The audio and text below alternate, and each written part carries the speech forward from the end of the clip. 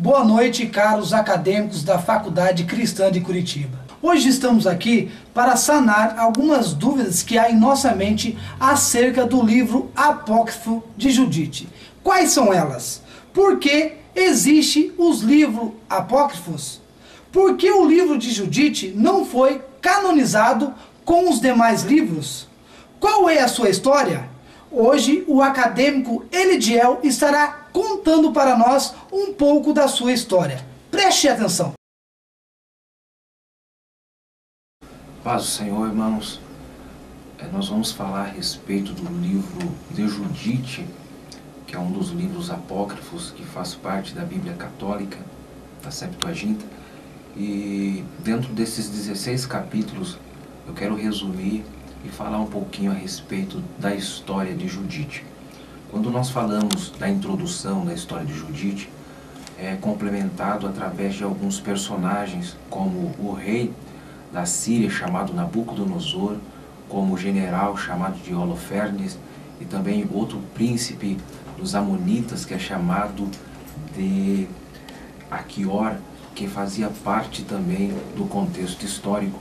E juntamente com esse faz parte também Judite, que é dito como a personagem principal. E dentro desses 16 capítulos nós vamos começar a falar a respeito do primeiro capítulo. O primeiro capítulo do livro de Judite fala a respeito das conquistas deste rei chamado Nabucodonosor, as suas grandes conquistas que conseguiu no seu período do seu reinado. No capítulo 2, a história diz a respeito das grandes nações que ele conseguiu conquistar, dentre elas Melitene, Sicília, e também as nações que faziam parte da Mesopotâmia, a Síria, a Líbia, Sobal e também a Sicília. Todas essas nações foram conquistadas por Nabucodonosor e juntamente com seu general chamado de Holofernes. E a história diz que no decorrer, no interim da história, aconteceu também um fato interessante.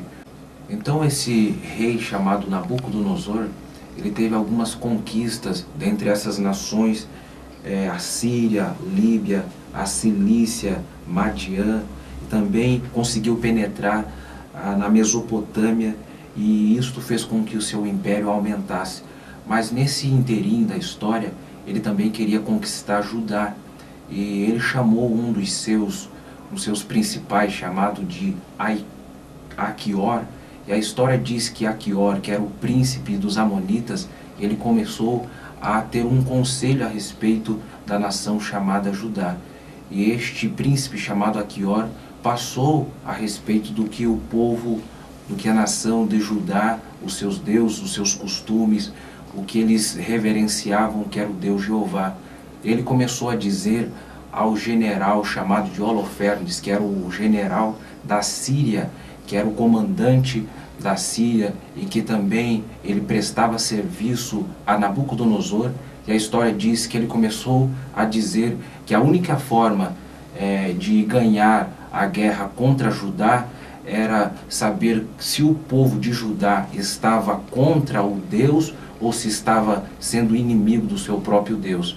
E isto fez com que o general Holofernes ficasse indignado com Aquior, e a história diz que ele escorraçou Aquior, fez com que Aquior fosse para uma cidade chamada Bertúlia, e quando ele chegou em Bertúlia, existiam alguns judeus ali, e Aquior passou essa notícia que a Síria estava vindo com grande veemência e também com um grande exército para destruir Judá.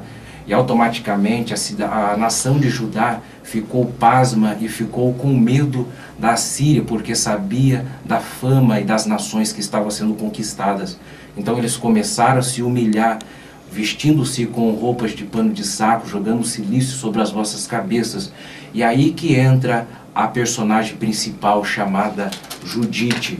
Judite, para quem não sabe, era uma viúva. Ela era viúva de um homem chamado Manassés. E pelo contexto da história, entre os 16 capítulos, conta que Judite era uma mulher que tinha aparência, no entanto, era rica e tinha também várias servas. E quando nós lemos o capítulo de número 8, a Bíblia diz a respeito do discurso de Judite. e o que Judite pôde proporcionar para o povo de Judá. A história diz que o povo estava pasmo por causa do fato do que estava acontecendo. Então ela precisava aquietar o povo, trazer uma tranquilidade para os anciões, até mesmo para o príncipe chamado Uzias, que era o príncipe atual de Judá. Então Judite começou a trazer as recordações das suas origens, a etimologia das suas nações, começou a falar a respeito de Abraão, de Isaac, de Moisés. E no capítulo de número 8, o verso de número 22, ela complementa dizendo: lembre-se como foi tentado o nosso pai Abraão, o qual depois de ser provado com múltiplas tribulações se tornou amigo de Deus. Ela também fala a respeito de Isaac. Assim Isaac, assim Jacó, assim Moisés, e todos os que agradaram a Deus permaneceram fiéis, apesar de muitas tribulações. A primeira característica de Judite para com seu povo foi animar e trazer recordação do povo, da história. E quando nós chegamos no capítulo 9, ela vai fazer uma das maiores orações que faz parte do contexto. E Judite começou a se humilhar perante Deus. E no capítulo 9 traz a respeito da humilhação de Judite. No entanto, ela fala no verso de número 2: Senhor Deus do meu pai Simeão, a quem deste a espada para se vingar dos estrangeiros, que arrastados por infames paixão, violaram uma virgem, descobrindo-lhe vergonhosamente a nudez. O capítulo 9, ela está dizendo a respeito do que não poderia acontecer com o povo de Judá, como aconteceu anteriormente, quando Judá foi levado por Nabucodonosor também, mas por outro Nabucodonosor, que era rei da Babilônia.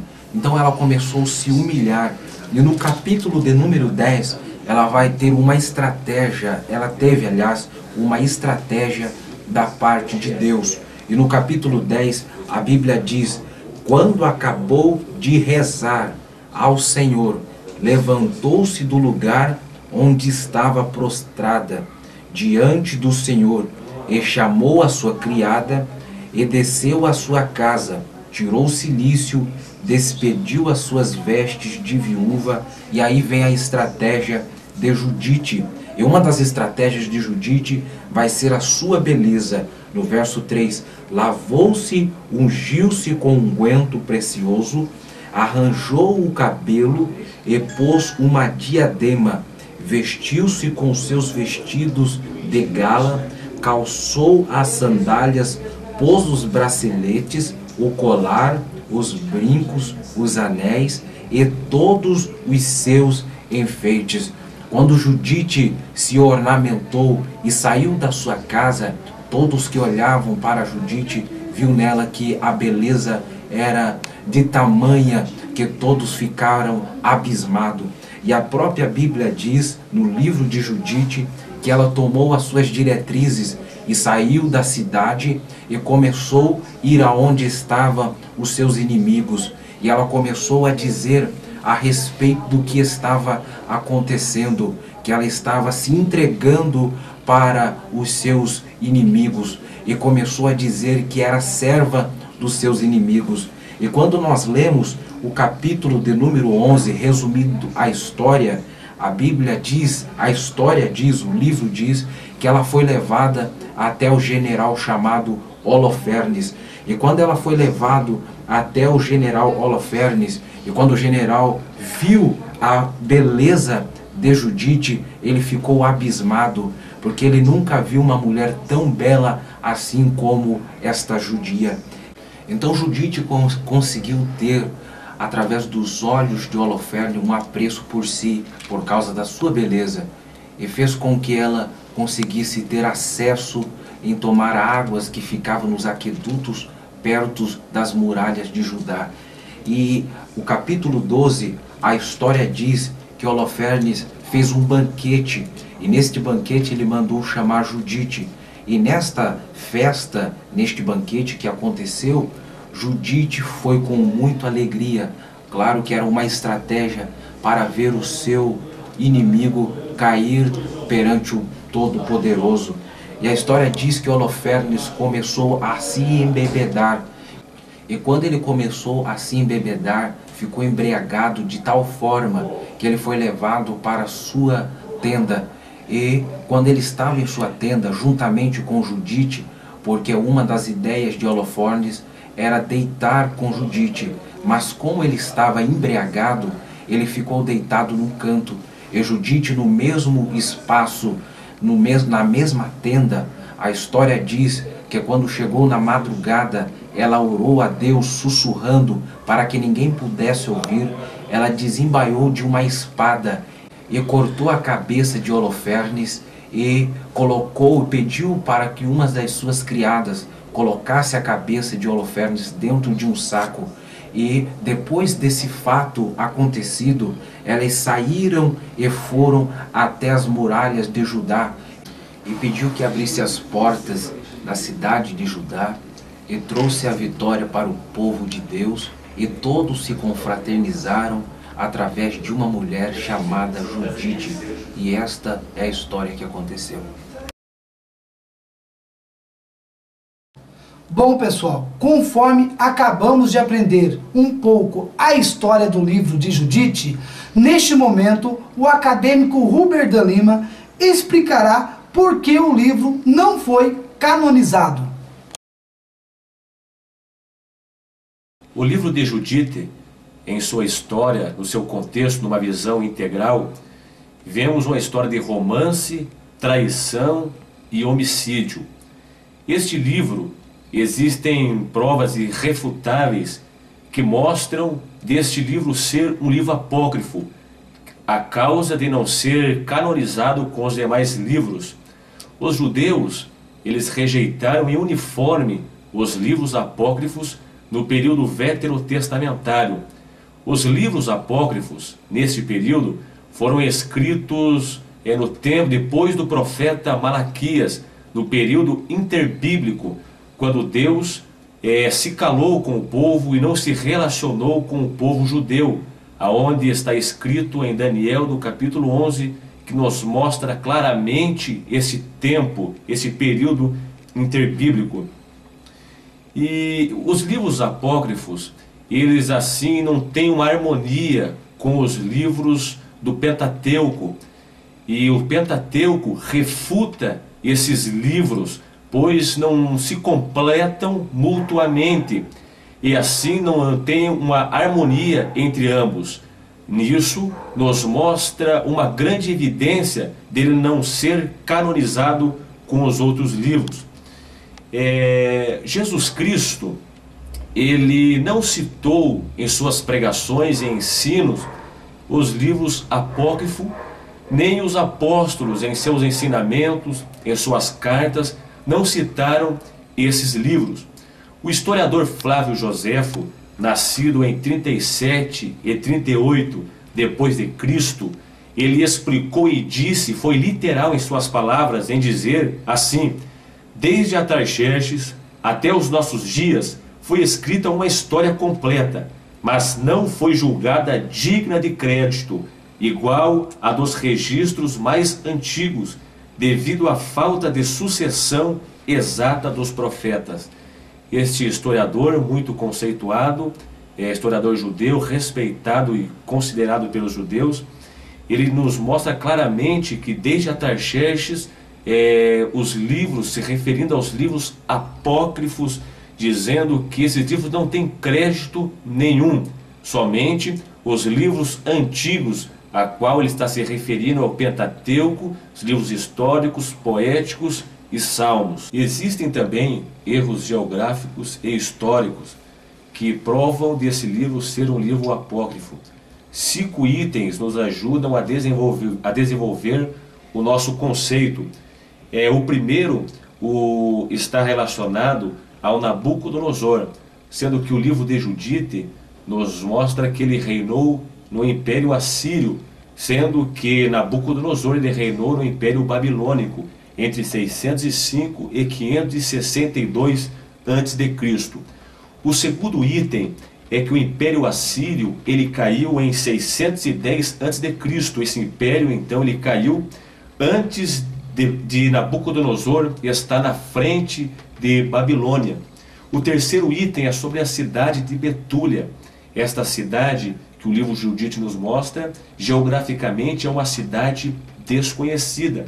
Quarto item é a respeito do nomes de Holofernes e Báguas.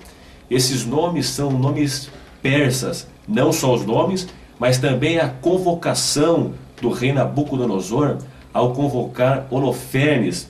E ele prediz dizendo: isto diz o grande rei, o Senhor de toda a terra. Esta convocação é um título oficial do rei persas. E com esses itens podemos então solidificar nosso conceito em afirmar que esse livro historicamente não passa de uma ficção, pois os demais livros que foram inspirados e escritos sagrados refutam esta afirmação sobre o livro de Judite, o que ele está querendo mostrar historicamente e geograficamente, e sobre essa desarmonia que há entre as histórias e a geografia. O livro de Judite foi escrito com segundas intenções e com um propósito. Para entendermos melhor, devemos comparar o livro de Judite com o livro de Daniel. Em Judite, capítulo 3, versículo 8, diz assim: mas ele não deixou de devastar seus santuários e de cortar suas árvores sagradas. Fora autorizado a exterminar todos os deuses da terra, de maneira que todos os povos adorassem só a Nabucodonosor, e que todas as línguas e todas as tribos o invocassem como Deus. Agora vamos comparar com o livro de Daniel, no capítulo 11, do versículo 36 ao 37, que diz assim: e esse rei fará conforme a sua vontade, e se levantará, e se engrandecerá sobre todo Deus, e contra o Deus dos deuses falará coisas incríveis, e será próspero, até que a ira se complete, porque aquilo que está determinado será feito. Evidente que Daniel está de uma forma profética se referindo a Antíoco Epífanes IV. Os historiadores afirmam que foi neste contexto, no reinado de Antíoco Epífanes IV, que foi escrito o livro de Judite. Quando Alexandre o Magno ele devastou o seu império, e depois, após a sua morte, o seu império foi dividido pelos generais entre os Ptolomeus e os Seleucidas. Os Ptolomeus eles ficaram com o Egito e com a Palestina em seu comando, e os Seleucidas ficaram comandando a Síria. Então os Seleucidas eles prevalecem contra os Ptolomeus e tomam todo o império, e os Seleucidas então começam a prevalecer sobre todo o império grego.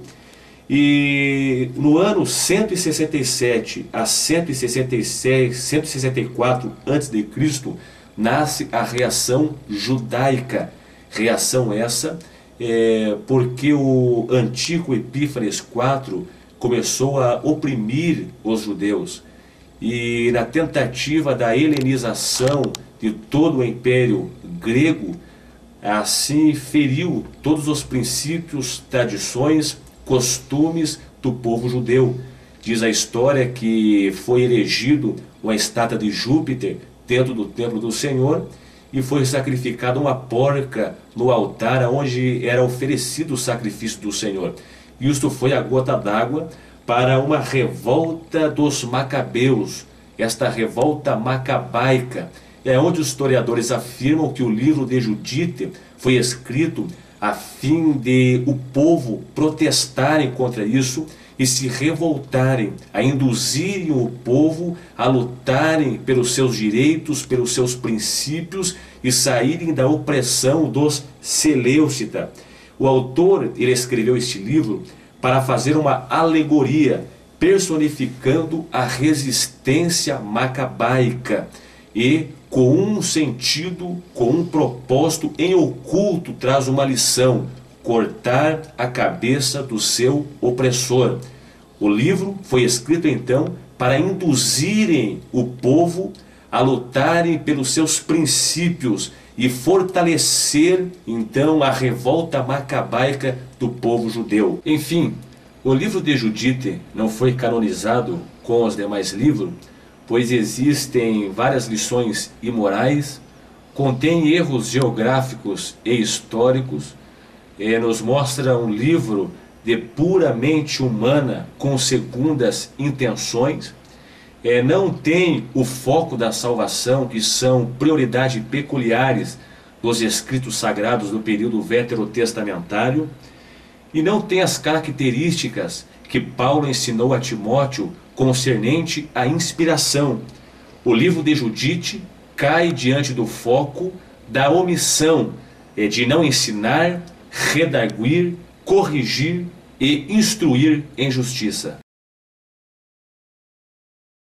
Bem, estudantes da Faculdade Cristã de Curitiba, depois de nós termos aprendido por que o livro de Judite não foi canonizado com os demais livros, agora o acadêmico Amaury Júnior estará trazendo para nós como ele deve ser aplicado.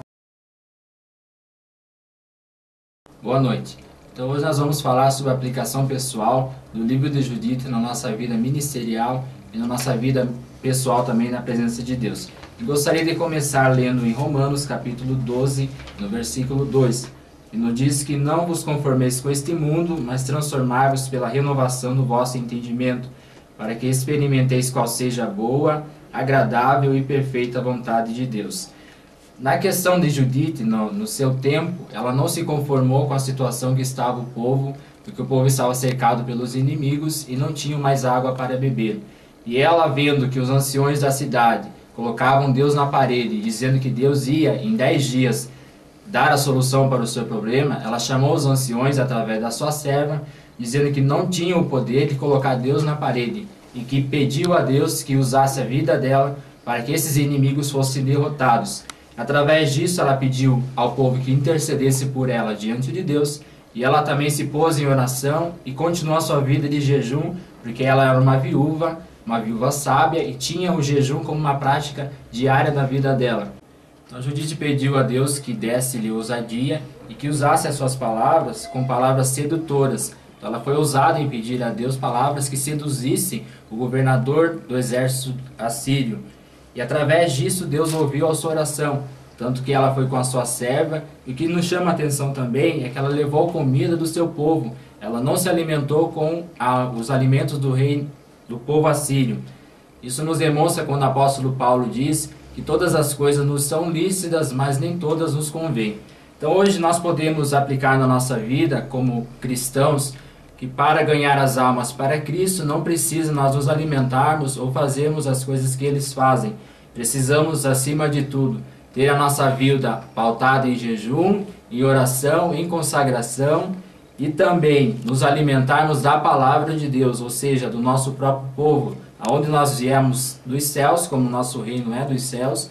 Então nós temos que levar o nosso próprio alimento, e aonde nós estivermos, seja no ambiente inimigo ou não, esse alimento tem que ser único para a nossa vida. E não precisamos imitar os nossos inimigos, podemos até estar no meio deles para ganhar-nos para Cristo, mas não precisamos fazer o que eles fazem. Então Judite nos deu essa lição, usou a sua beleza, usou a sua sabedoria, mas acima de tudo, tudo que ela fez foi para proteger o povo de Deus e para que o povo de Deus tivesse novamente a sua liberdade e que acima de tudo o nome de Deus fosse glorificado. Que nós possamos ficar com essa palavra e usar de sabedoria também para que o nome de Deus seja glorificado. Bom, pessoal, chegamos ao fim. Espero que a nossa apresentação tenha aumentado o conhecimento de vocês, mas lembrando sempre que este livro não recebeu o Theopnesto de Deus. Muito obrigado.